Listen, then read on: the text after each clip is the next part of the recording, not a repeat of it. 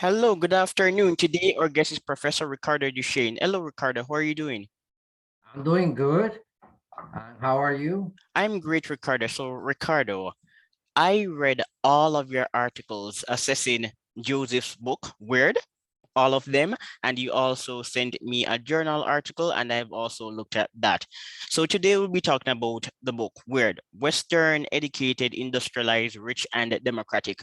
Joseph Henrich, he wrote a book where it was published in 2020, and it was the most discussed academic book at the time.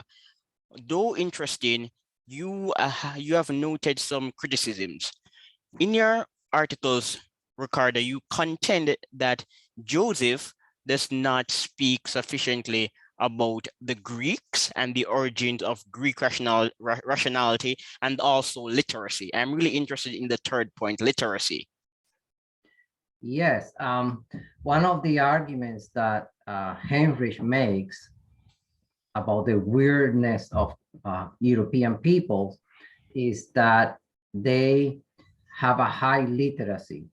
Now, he doesn't say that literacy per se is a weird trait, but it in how should I say, literacy has an effect on the neurology of the brain in such a way that it augments the rational capacities of people. And a high level of rationality is a weird trait, an analytical capacity. So he does emphasize literacy a lot. And I was surprised that in the right after the preface, before the first chapter, he has, I can't remember what he calls that section, but it's not a preface, but he talks a lot about literacy and the Protestant ethic. And he argues that Protestants were quite important in the development of European weirdness because they really emphasize literacy, the reading of the Bible, teaching children very early on how to read so that they could read the Bible, be able to listen to their parents as well in an intelligent way. And in this way, they promoted schools. And eventually, some people even argue that Protestants were responsible, or at least play a very significant role in the rise of the scientific revolution. So literacy is a very important component of Henrich's argument. However, as I argue, it seems to me that it has a very, should I say, low level appreciation of what literacy means. I mean, he is satisfied if he can find that 50% of the population can read a little bit or write their names in a proper way. He says that's literacy. So what I argue is very simple. There have been studies showing that the literacy rates in ancient Greece were quite high. The argument is that before you have mass literacy, or before the 16th, 17th centuries, on average, the highest level of literacy in the world anywhere was 10%. Whereas there are arguments that show that it was higher in ancient Greece, and it was also higher in the Hellenistic world. In some cities, obviously not across the board, but in some key cities, there were enough literate people that we can say the level of literacy was 15, 20, 25%. There's some who have even higher numbers. But the argument that I make that really is the one that I think is more important is not even the level of literacy, but the degree to which the literate percentage was also highly educated. And that is a fact that people have noted about ancient Greece and other cities in the Hellenistic world, that you did have a sizable number of the population that was quite educated, could read and write books. And that's why ancient Greece came up with all these ideas. So to simply look at the average literacy and so on, to me, is not enough of an argument.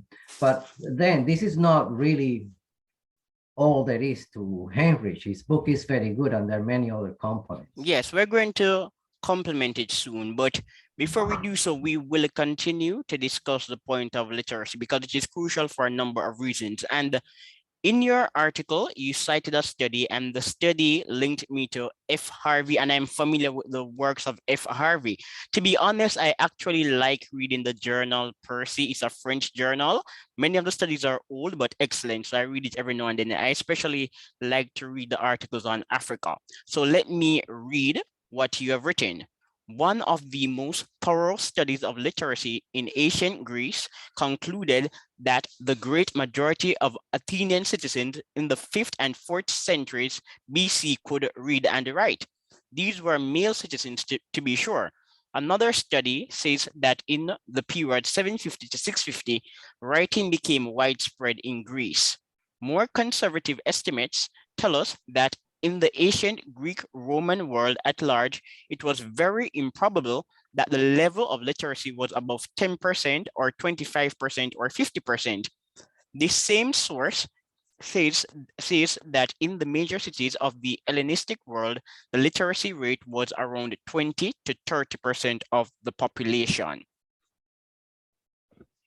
Yes, I was trying to be even more moderate, if you like, when I first answered your question.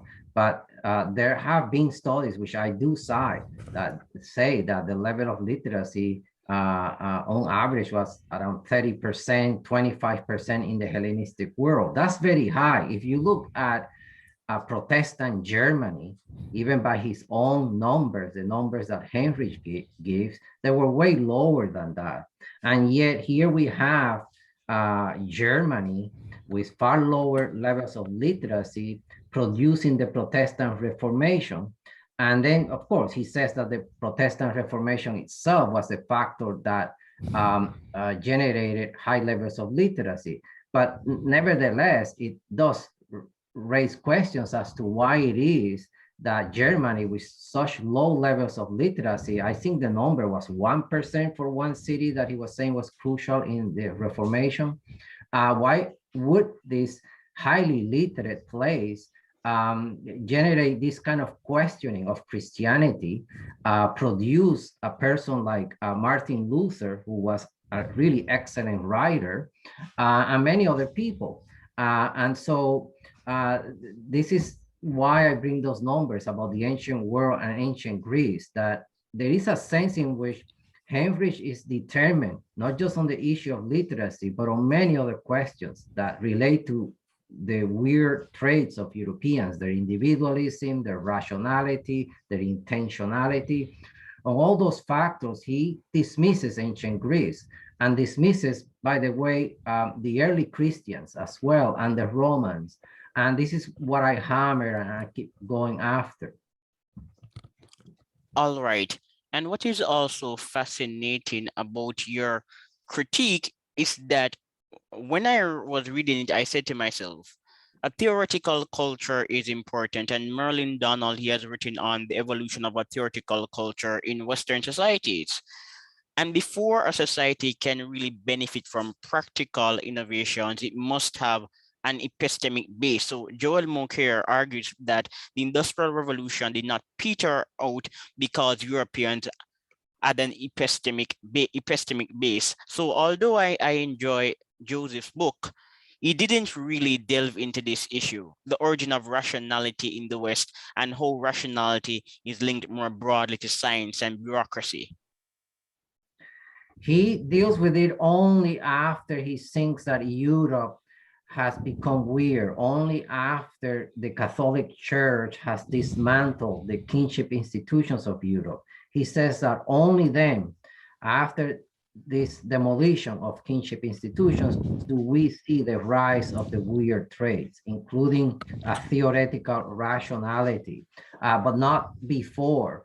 So, of course, then what about the Greeks? I mean, here we have Aristotle, who wrote incredible works on logic, and you have Plato, and you have the pre-Socratics even, who already exhibit high levels of rationality and abstraction. They're looking for causes, about the nature of things that are no longer based on mythology, or to a high degree freeing, the thoughts are freed from mythological concepts.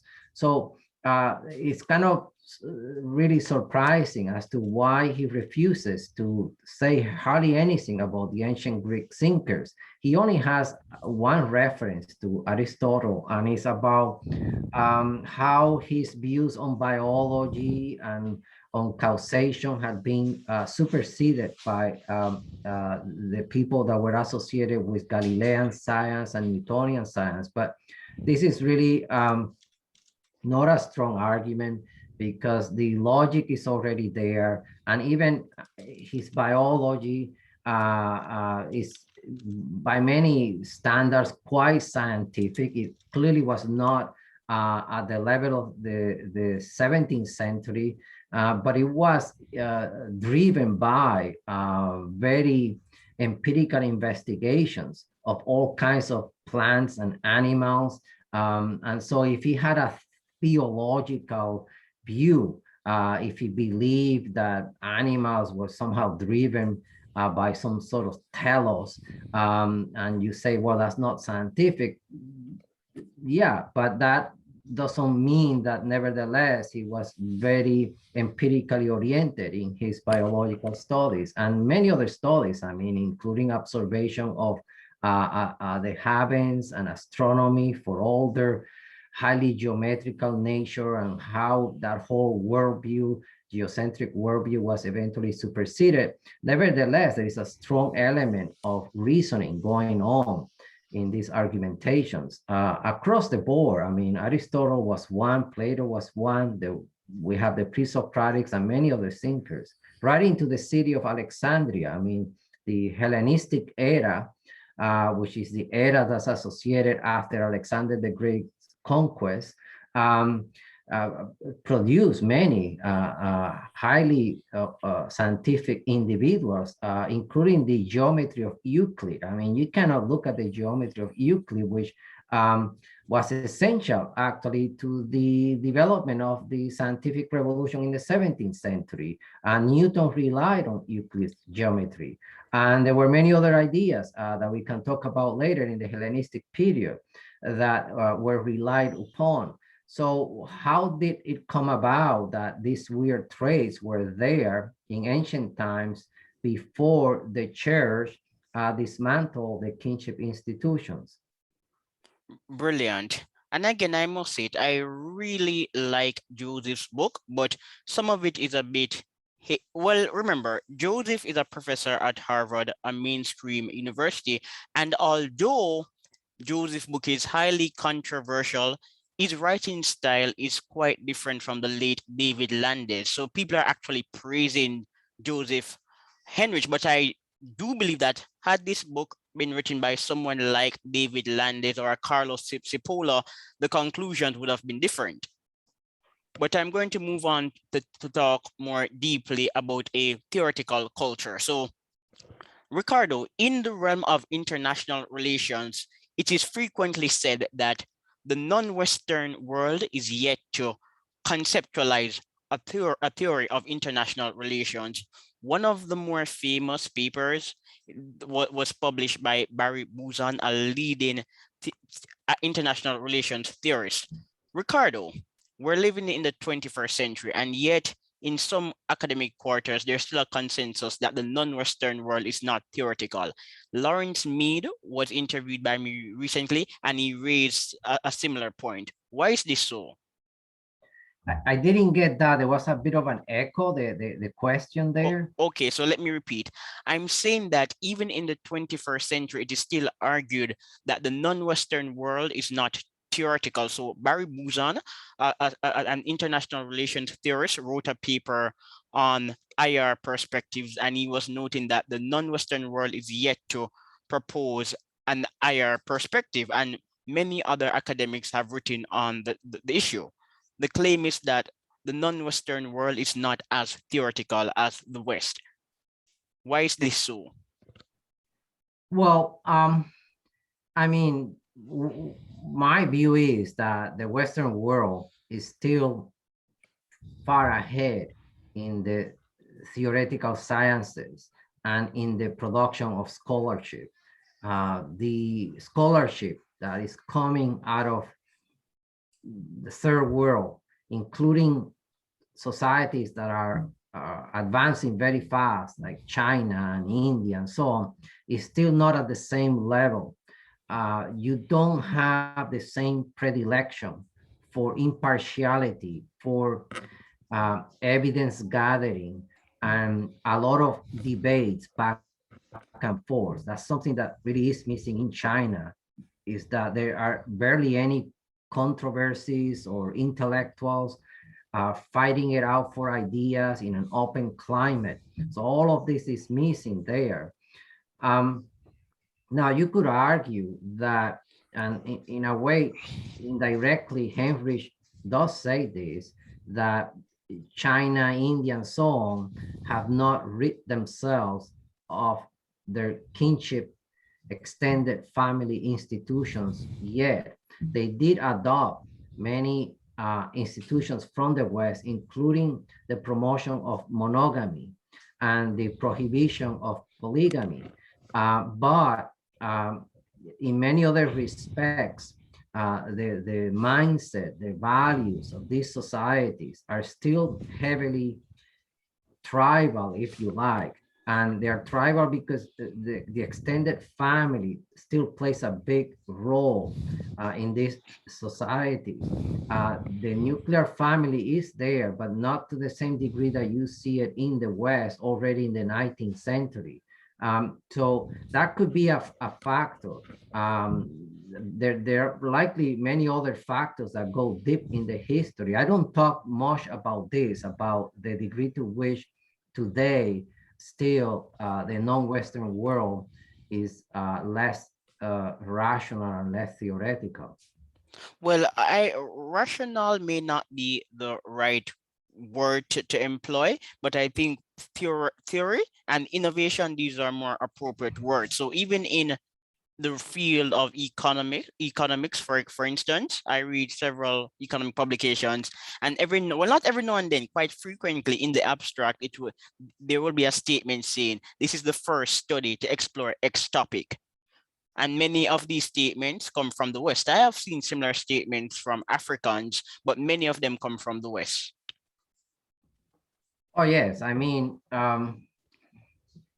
the the difference between the West and the rest is even greater than Henrich acknowledges.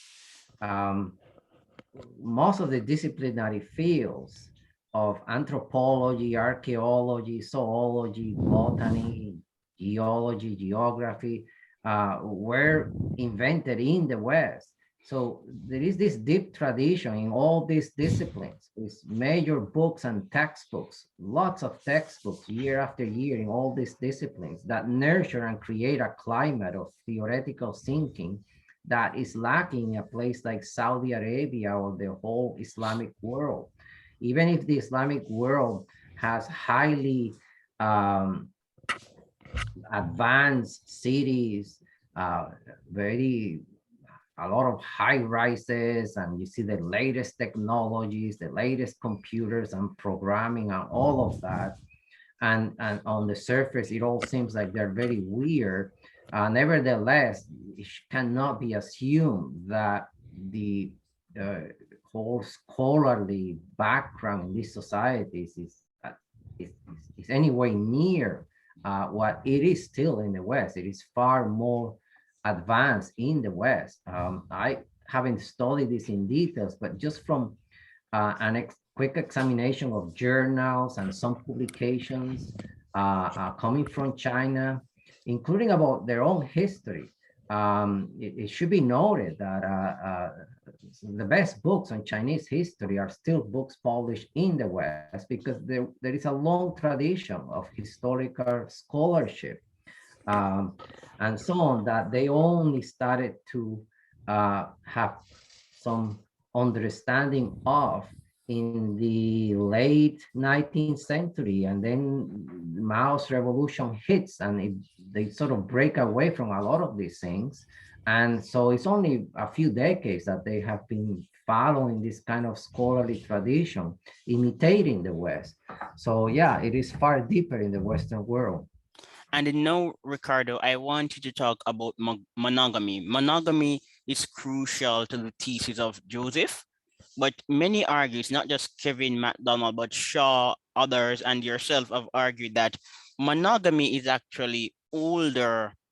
Many writers have argued that the practice of monogamy is older than Christianity. Before the West became Christian, monogamy was already respected. Yes. Um, in case some of the people who are hearing this interview are not aware, when writes about the demolition of kinship institutions, he means the abolition of polygamy, among other things that were abolished, but the abolition of polygamy is crucial, the abolition of custom marriage, and the imposition of monogamy. And the key here is this: monogamy has existed in all societies to the degree that there were always men that could only find one wife or afford to maintain one wife. So polygamy was accepted, but only a certain percentage of the male population could actually practice polygamy.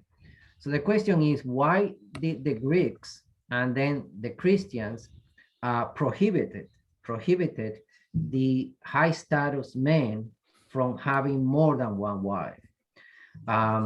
And that's what they did. You see this already in ancient Greece, you see it among the Romans, and you see it among the early Christians before the Middle Ages. Henrich's argument is that the Catholic Church, starting in the early Middle Ages, but accelerating through 800, 900, 1000, 1100, through that period, they dismantle all these kinship groups in Europe by imposing monogamy. But and Kevin MacDonald has also argued this, as you mentioned. The evidence is very clear that the Greeks, starting with the ruler, the statesman Solon, imposed monogamy on their citizens, on the ruling elite.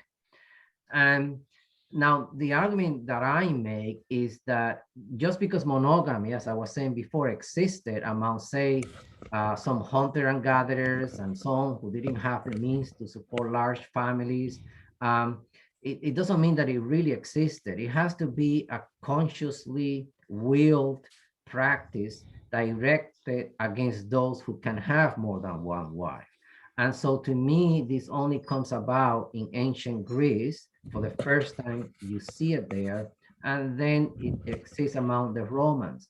And then what the early Christians do before the Catholic Church starts to supposedly dismantle kinship institutions is that they also begin to promote a whole range of sexual practices that they didn't like about the ancient Greeks and Romans, like pederasty, concubinage, because the Romans, when the Christians come into the world stage, the Romans at this point are a very kind of decadent sexual society, particularly among the elites. They have all kinds of boy slaves and girl slaves living at their homes with whom they have sexual intercourse, and they exploit them. So the Christians reacted against that and opposed that as well. So they expanded on the institution of monogamy, that if that institution is to really be healthy and sustain a society, it's not just that you prohibit polygamy, but you have to start mandating certain sexual practices. That is, you have to avoid as much as you can bringing another woman into your home, like concubinage. You shouldn't look likely at prostitution. And so this kind of new sexual practices, in my view, strengthen the whole institution of monogamy. Now, Henry's argument is, and I think this is one of the biggest flaws in his books, is that the Catholic Church unintentionally, it didn't do so intentionally. It unintentionally created monogamy and abolished polygamy. That the Catholic Church was really just interested in the economic gains that it would have from the abolition of powerful polygamous clannish groups. And so he also says that the Catholic Church has sort of, an odd view about sex, that it just couldn't handle people's sexuality. I mean, he takes this probably from the Enlightenment, or this is just an argument that a lot of anti-Christians make. But I don't think that is the case. I think, and I provide sources there, that the Christians have been making arguments consciously as to why it is that monogamy is preferable, why it is that pederasty is not a good practice morally for the person, and why it is that women, once they marry, they should be, you have that one wife, and it's a better way to raise your children, and it's better for the women as well. And the thing is, Henrich knows that polygamy is a very harmful institution.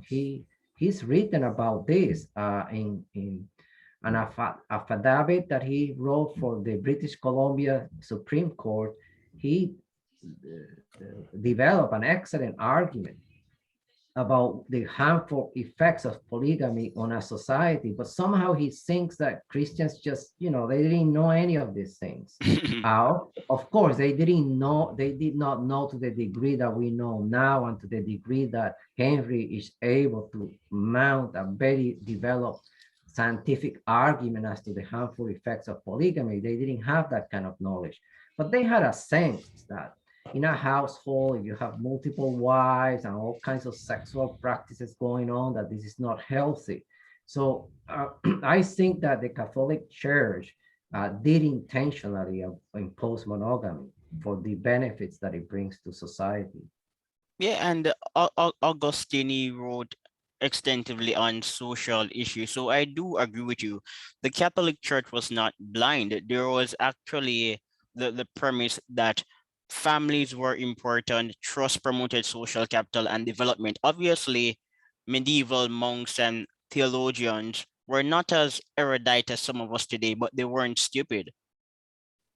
Oh, yes. I mean, there is that arrogance. I think sometimes you notice this among people that emphasize scientific knowledge today, or they do scientific research.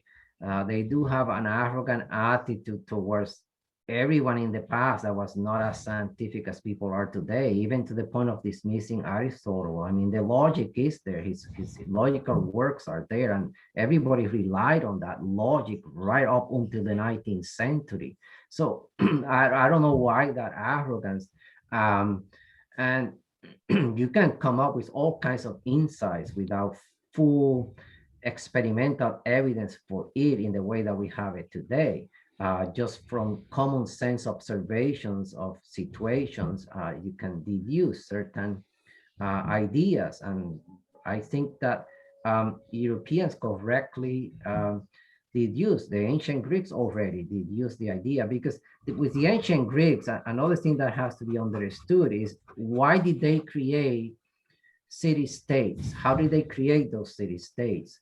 And in my view, when you read the Iliad and you read Homer, you have there many aggressive, clannish Greeks fighting against each other. And Greeks, before they created the city-states, very early on in their history, they were a tribal people just like everyone else. And you have these powerful clans continuously competing with each other, engaging endless feuds that were very violent. And eventually Greeks decided to group themselves along within a broader framework that we call a civic union. So that the way I envision those city-states forming themselves, I see clannish groups deciding to um, join together under the rubric of a civic identity. So the Athenian identity, they're members of Thebes, they're members of Corinth, the city of Corinth, rather than I am a member of this clan and I am against that other clan. No, a number of clans, aristocrats that have certain similarities in the dialect, certain customs that are similar, decide to group themselves within a broader civic union. And so the Greeks invented this idea of a civic identity. That doesn't mean that they let go of their ethnic identity. Recently, there was a book by Duchesne in which he talks about the ethnicity of the Greeks. And this argument has to be articulated in a very careful way because just because the Greeks remain ethnocentric, it doesn't mean they didn't have a civic identity. Ethnocentrism can exist at a very narrow level just within your clan, or it can exist at a much broader level within even a nation state. Nevertheless, that nation state or the Greek city state has also another form of identity to group people together, to give them a sense that they have something in common. And so the Greeks did this because it's a far more effective way of joining together rather than having these clans fighting continuously with each other. And so this is what happened in ancient Greece. And I think the imposition of monogamy was part of this as well.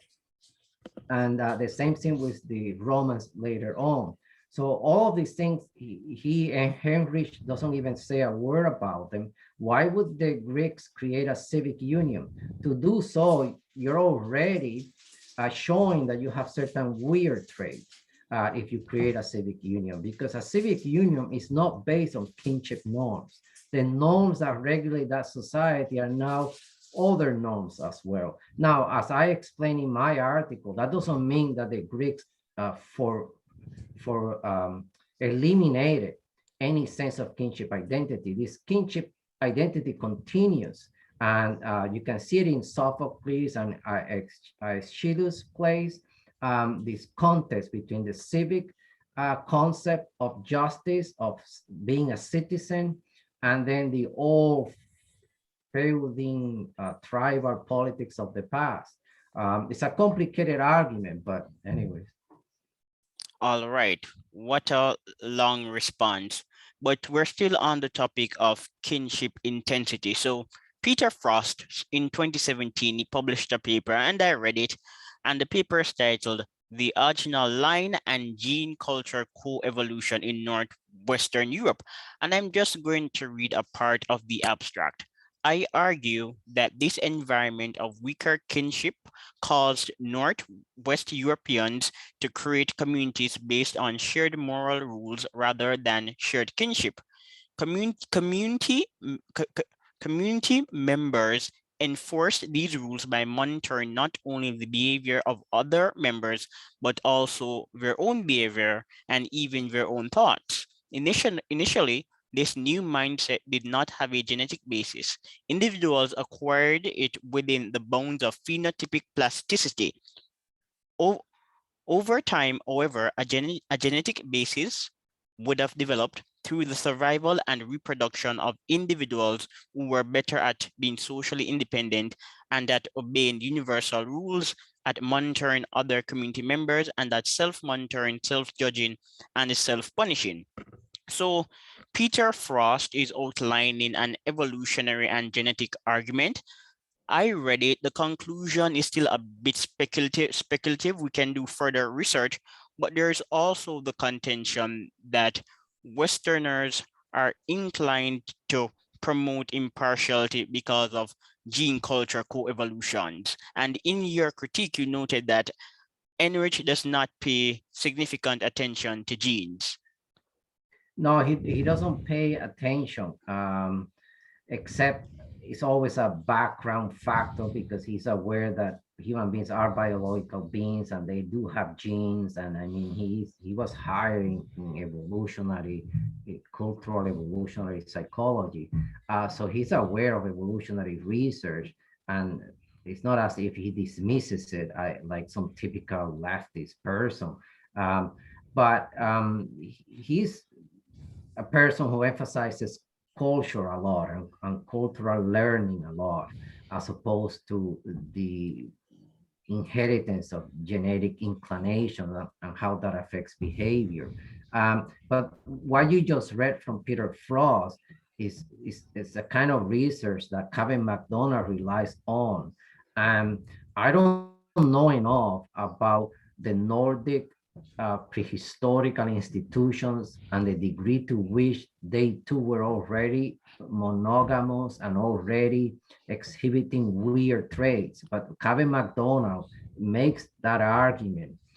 So Kevin McDonald believes that monogamy existed among the ancient Greeks and Romans, but he also believes that it existed among Nordic peoples because for various environmental reasons, it was very hard for people living in those northern climates to have extended families surviving in a particular ecological setting.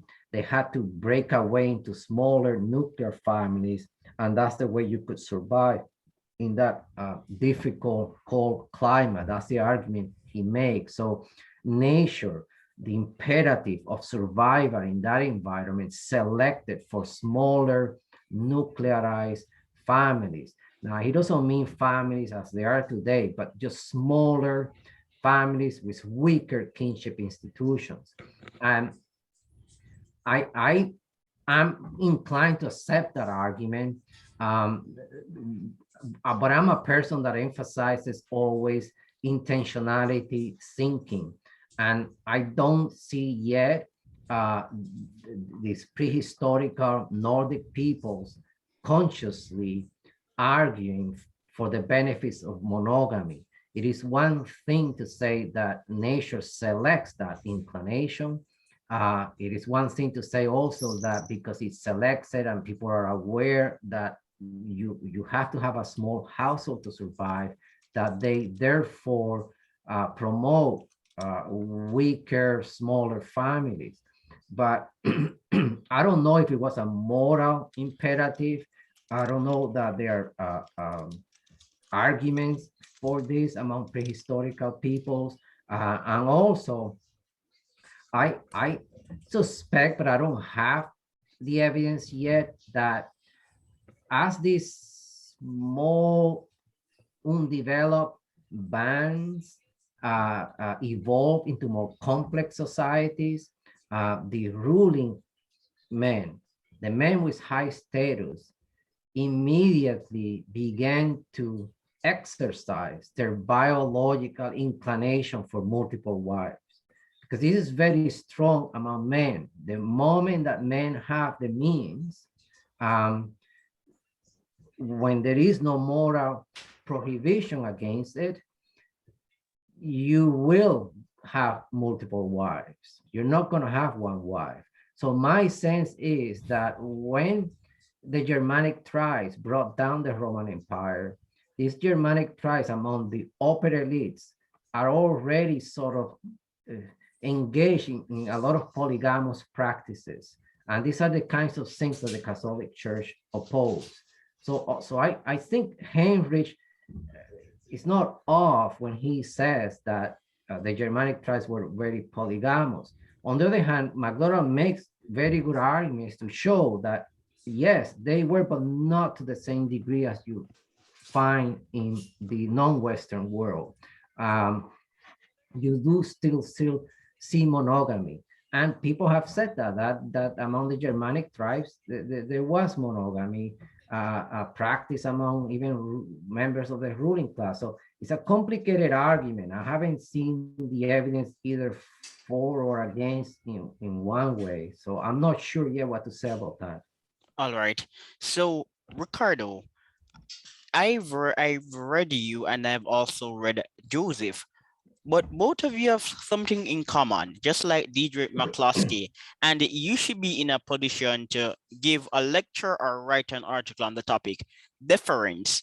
Based on my own unscientific survey of deference in the pre-modern world, moving to the Enlightenment era, it appears that deferential policies were stronger and more pervasive in non-Western societies. So, for example, medieval Europe was differential, but in other parts of the world, someone who was poor or from the lower class literally had to greet a richer person. And I've been doing my research, but I'm yet to locate a really good book on deference in the West. Do you have any opinions on deference? Well, not the way that you're speaking about it. In other words, I haven't read about deference per se, but if you mean about the practice of prostration, of kneeling in front of high status people and your rulers, I have read a bit about that. And one of the arguments I make is that the reason I argue that the Indo-Europeans and the ancient Greeks and the Romans and then medieval Germanic peoples were truly aristocratic is that the members of the ruling class, they treated each other as equals. And even when they had a leader, they never would go on their knees and act slavish towards him. Whereas I see that in China, in India.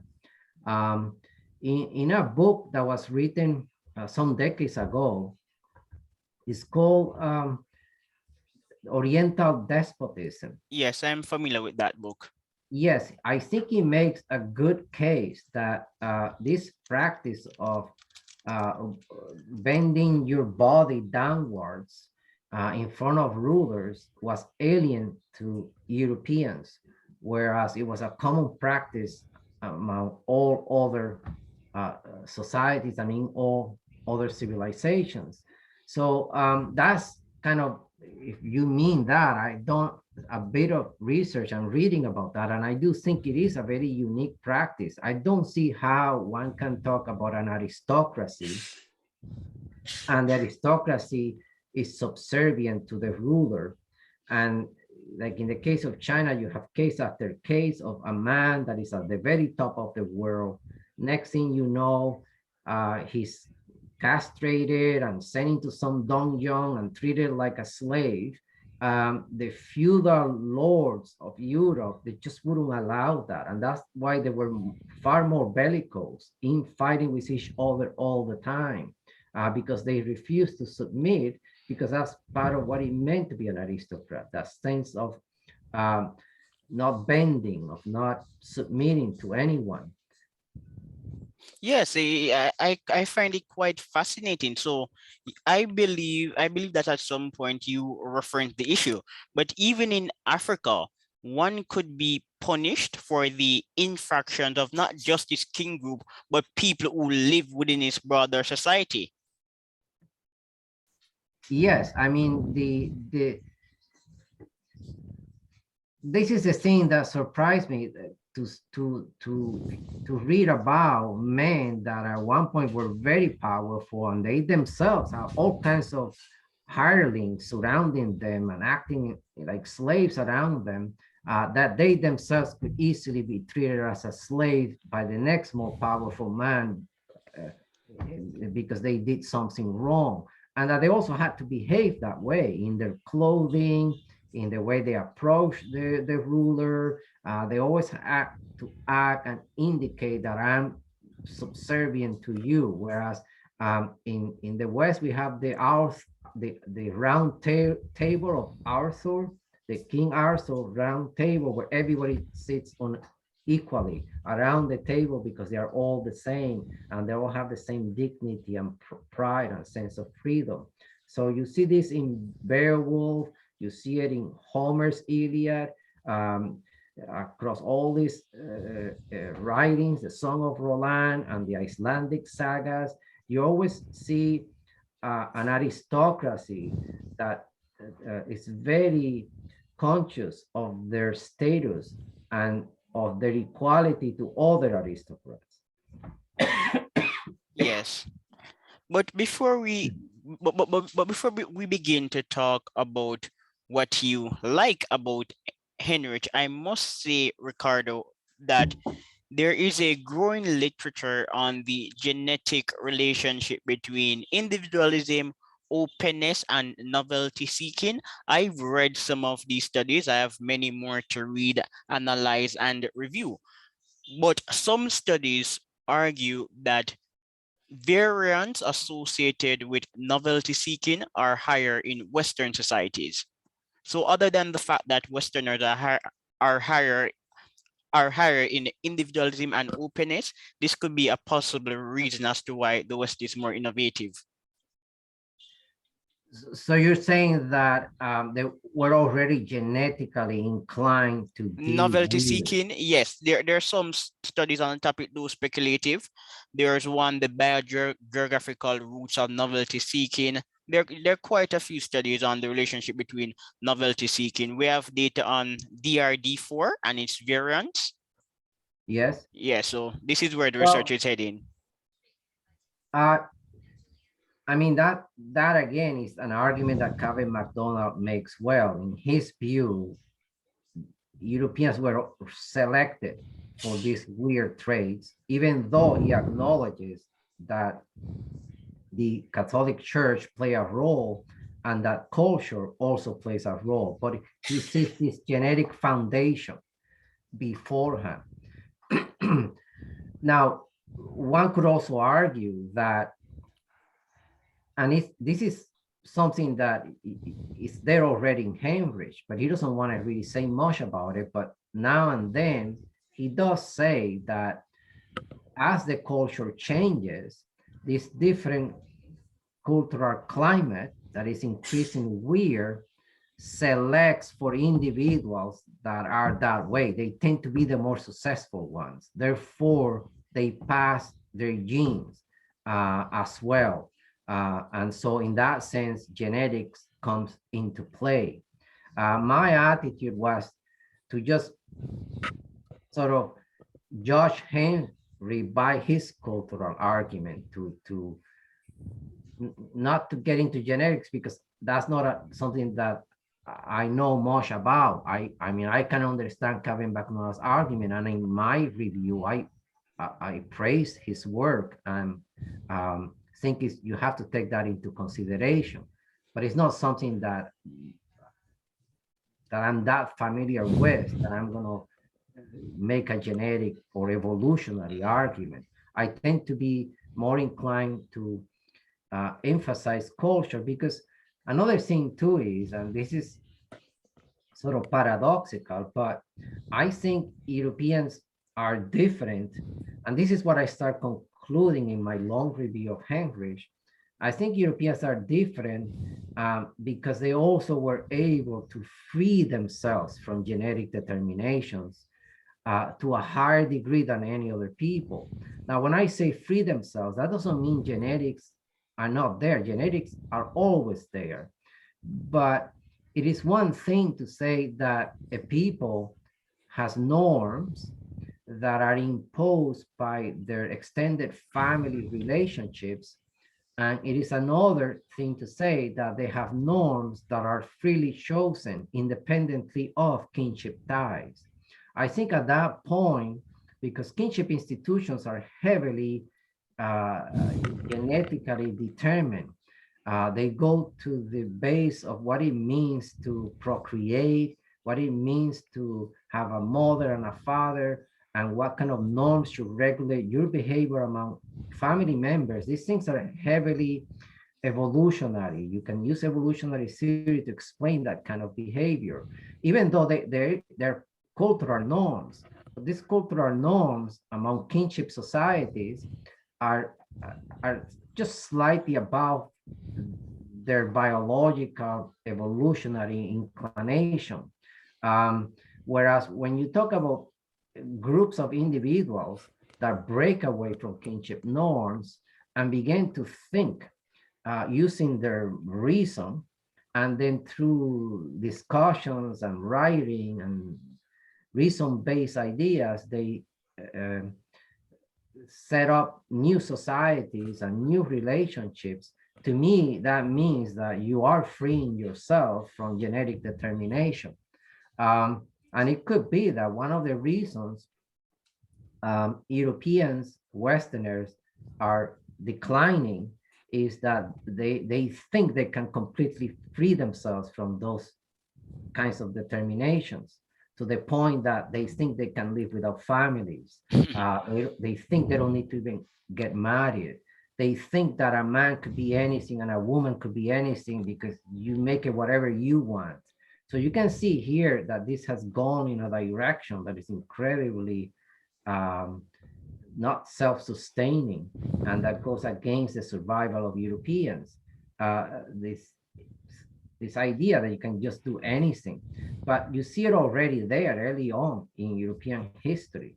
So one of the arguments I make is that freeing yourself from kinship institutions means that ideas come to play a big role, ideologies. So Europeans are very ideological, whereas the Chinese people these days are not an ideological people. They already have a set of norms, set of prescriptions, the Confucian ethic, and then they just keep following that and a few variations thereof. But in the West, you have one ism after another, particularly when the monarchical French order collapses. This is just one ideology after another. Conservatism itself becomes an ideology. Um, yeah, again, in the Muslim world, you don't have ideological Yeah. struggles to the same degree. And I agree. You explained this point quite well in your recent paper, the comparing mindsets in the West to China. And you cite Burton, Watson, Ames, and other authors. I'm talking about the embedded mind versus the transcendent Yes, mind. yes, Yes, that paper. right. That I argue that you can use the word transcendental for the mind of Europeans, whereas the mind of the Chinese remains embedded to the customs of the past, to their kinship relationships. Henrich calls that contextual thinking. He kind of then, and a few others also, that the Chinese and other people that are outside the West are very contextual. They're aware of their surroundings, but that's not true. A lot of this so-called contextual thinking is done blindly. It's just the way things are, the way things have always been. You don't think about it. You don't reflect about it. So when Western peoples who have been very analytical and subject everything to criticism, they do eventually realize that there is a context too. So that's where all these other intellectual traditions emerge in the West, like hermeneutics, pragmatism, that go Yes. against the notion that you can abstract yourself completely. So you do have this predilection for complete abstraction in the West, but you also have a strong awareness that you cannot abstract yourself from everything, that there is always a context. But when Europeans talk about a context, they do so in a conscious way, whereas the embedded mind of the Chinese is not conscious of that surrounding. Now they are becoming conscious because Europeans wrote books about their own way of thinking. So they read them and they sort of become aware of that.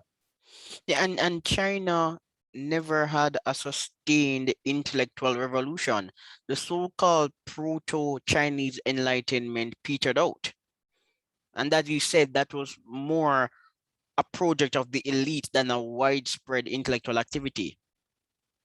Yes, one of the things I argue in another paper on the axial age is that non-Western civilizations peak in the axial age. Axial age is a period between 200, not 200, I mean 700 BC up to 200 BC.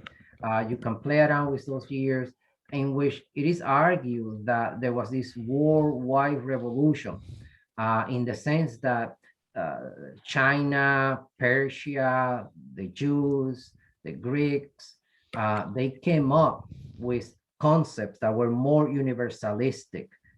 They came up with ethics that were not simply reflective of your own tribe or group, but you want an ethics that applies for humanity at large. You want to organize your society um, on the basis of norms that you think are valid beyond your own narrow place or group or tribe.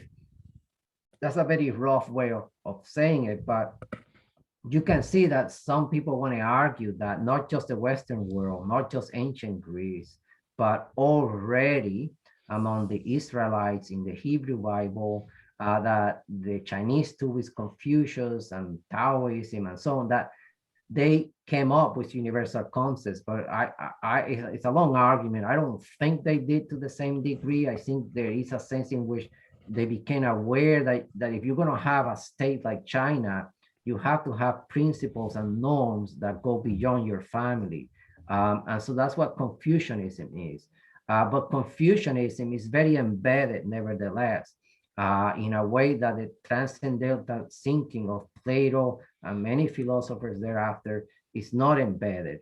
That really is based more on reason, knowing that it is reasoning, and on reason trying to establish claims by looking into itself and justifying whatever it says, whatever reason says, it justifies by appealing to reason.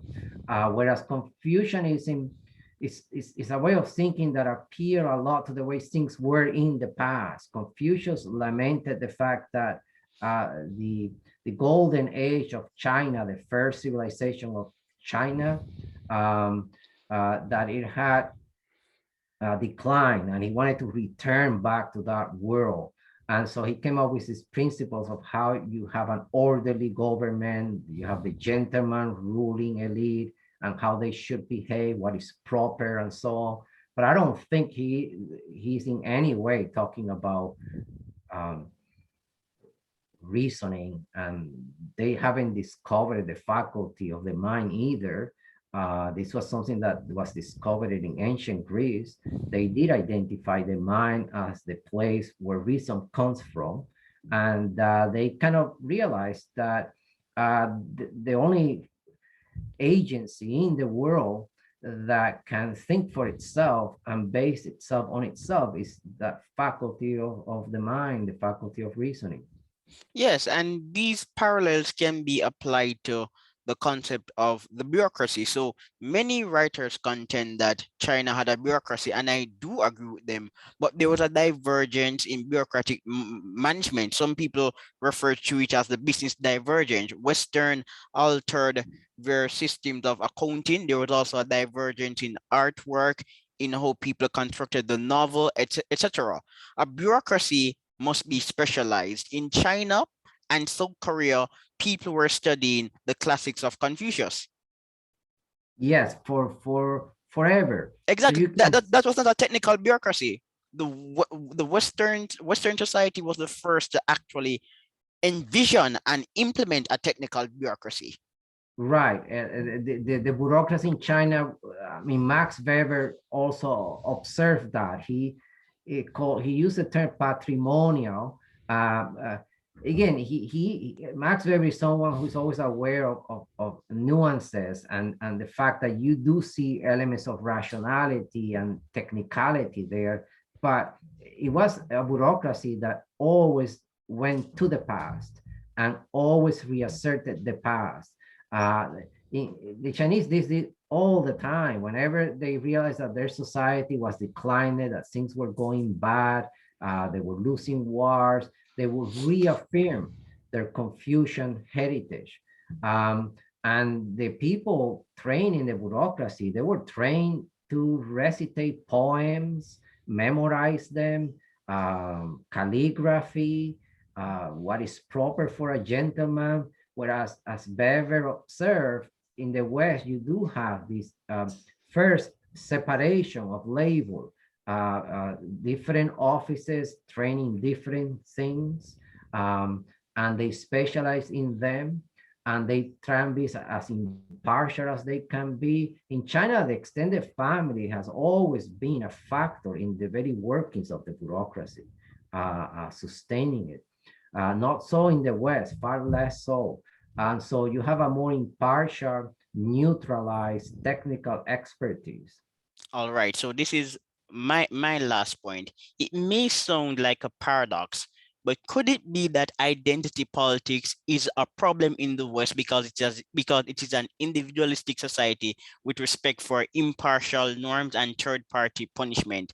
Kevin McDonald likes to write on third-party punishment, or what he calls altruistic punishment, because Westerners are so individualistic. If they even assume that an individual is encountering indignity on account of his race or or sexual orientation, they automatically become hysterical because that is a violation of his right to self-expression and dignity. So I think that this is an interesting argument. Identity politics is a problem in the West because of Western individualism and impartiality.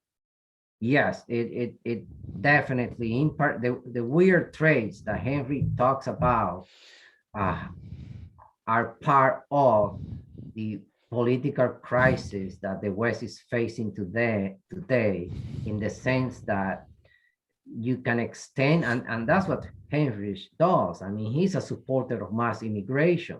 And so he's kind of saying that um, the weirdness of Europeans should be emphasized even more, so that they let go of their national identities, because having a national identity is now seen as a, a way of thinking that goes against our individualism, against our impartiality. In other words, if you're for your nation, then you're not sufficiently impartial in the way you deal with those who don't belong to the nation. So people it's, are being, yes, it's just that on the flip side, non-Westerners can express cultural pride, but Westerners are precluded from doing so. The right. Chinese and the Japanese can be ethnocentric, but Westerners must open up their territories to immigrants who may not appreciate their culture. A double standard, but Yes, I such mean, is life. Henrich in his work notices that. He says second generation immigrants in Europe still remain very nepotistic and in-group oriented, and they're not weird at all.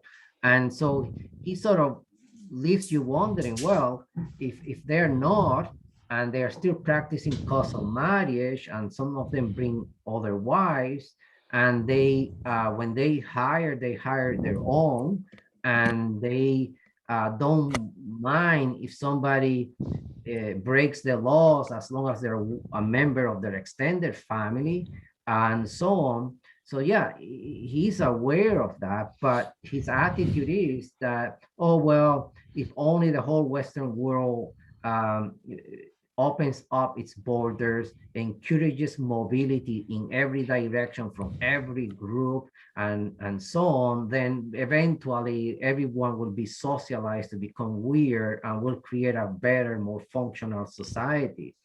Because he has this idea that um, that human beings, the basic learning um, process of history has been how to use your kinship institutions to create wider networks of solidarity. And then Europeans became weird and created very wide networks of solidarity.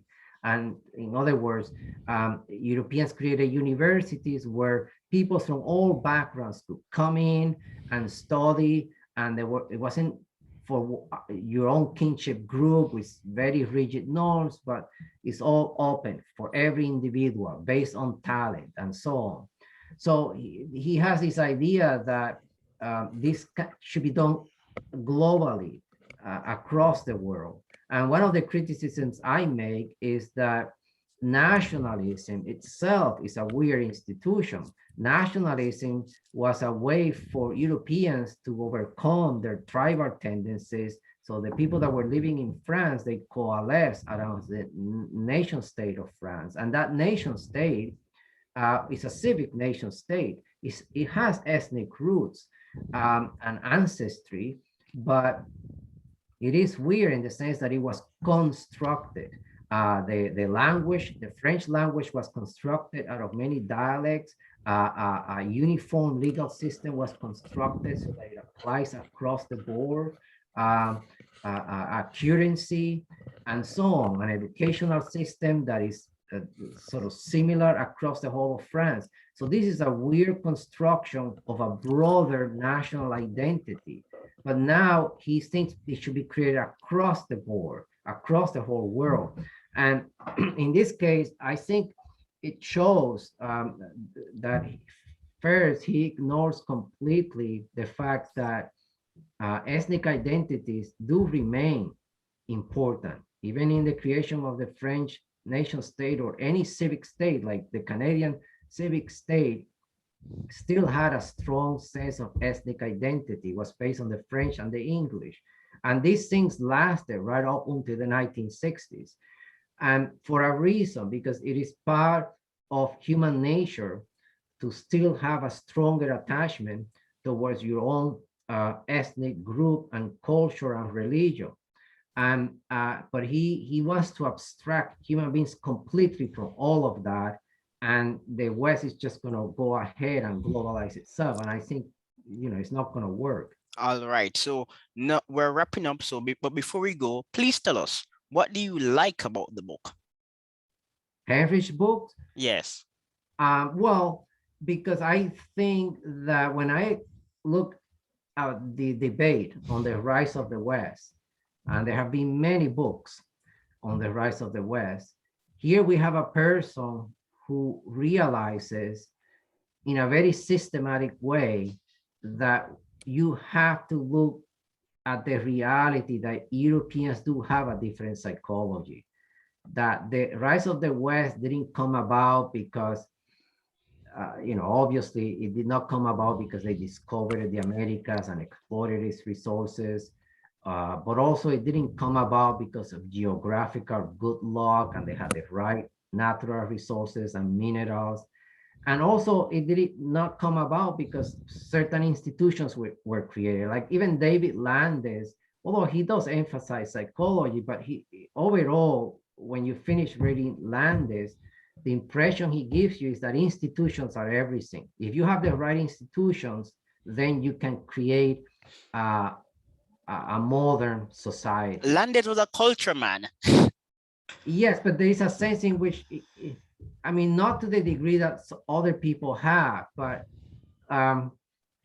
that's what I meant. There is an element of psychology and culture in him, but is if you create property rights, if you encourage open markets, if you have a government that is based on merit and on rule of law, if you do these things, then you get to have the Western world. You get to be affluent.